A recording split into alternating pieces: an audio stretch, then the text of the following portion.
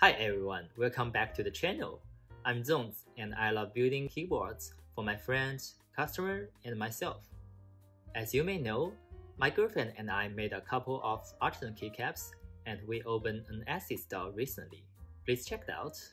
So today I'm gonna show you what we used to make Artisan Keycaps and the mistakes we made. We are also beginners, so if you have any pro tips, please leave a comment below. And don't forget to subscribe.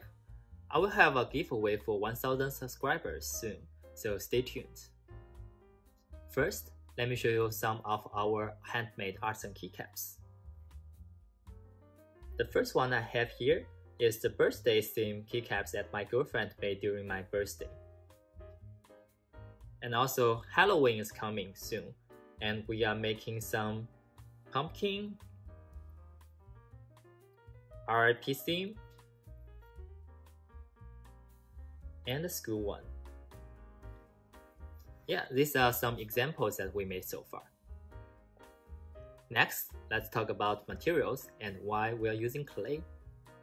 Resin and clay are the most popular two materials for Artisan Keycaps, and both have some upsides and downsides. Here I have some comparison. First one, which one is easier? If you're happy with the existing mold and you are not bothered by bubbles, then resin is easy. All you need to do is to mix, pour, and wait. However, if you like to make your own molds, or if you want to get rid of all the bubbles to make it look like a sellable product, then you need to have more professional equipment and start learning resin art. On the other hand, clay is similar to Play-Doh. You make clay into the shape you want, on top of normal keycaps. Second one, which one is cheaper? Let's talk about clay first. If you have absolutely nothing, $25 is enough to get started. You'll need $20 for a set of blank keycaps. Yeah, I will link down below. And a few 2-ounce polymer clays. Each one costs around $3. You can do a lot of things by hand, so you don't need to have any tools to get started. Once you want to do more sophisticated things, you can consider professional tools like these. Bake and bounce, clay gaze, and softener. Other than color polymer clay, there's another path you can take. The white clay plus paint and some paintbrush. There are a lot of clay artists on YouTube. Please check the description below for my recommendations.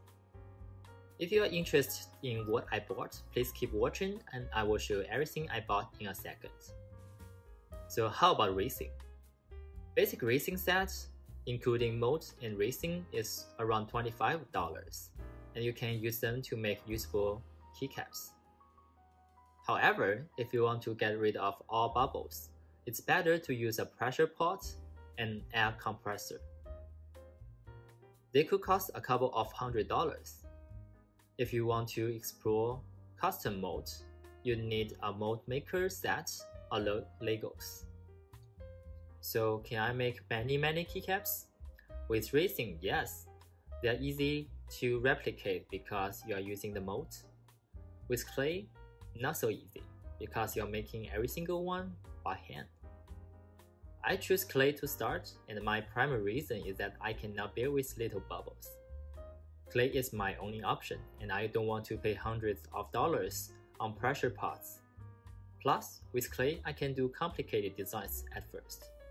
The only downside is that I cannot replicate one keycap to many keycaps easily, which seems totally fine for me because I'm not a professional seller now, and I just want to get started on this hobby. So one small tip, if you want to make resin molds for Artisan Keycaps, one approach is to make a clay prototype first, and then make the mold. So clay seems to be a nice to have skill anyway. Second part, what did I buy?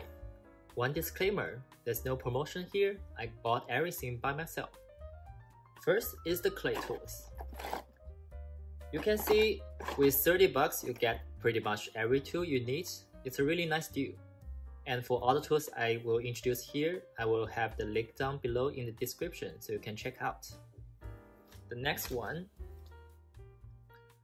is the Bake and Bond from Sculpey. It is like a glue and requires baking. I also use glaze. Glaze is like protection layer you apply to your clay after bake. All three I use them heavily. There's also softener. So for softener, I heard that you can use this to get rid of fingerprints or small dirt, but I never use them. And next is the Sculpey 3-color polymer clay. Tiny Mixings use this one to make the base, but I find it's really easy to leave fingerprints and small dirt on them. By the way, a small pro tip, don't be like me and buy too much clay. You actually just need a little to make the keycaps, and you can mix clays to produce the color you want. Next one. Super Sculpey white clay and a bunch of paints. So Super Sculpey is more resistant to fingerprints, and you don't need to worry about small dirt because paint can cover them all. I definitely recommend this over Sculpey 3. However, a downside I find is the paint sometimes become watery on the clay. I can show one example here. So you can see the base here is a little bit watery. Yeah, especially on the light color paints. I actually bought everything on Amazon, Joann and Michaels. Sometimes Joann and Michaels have great discounts. I bought all clays at 20% off discounts. Thank you, that's everything for today. Please don't forget to leave a comment, subscribe and thumbs up for the video, and join my Discord server.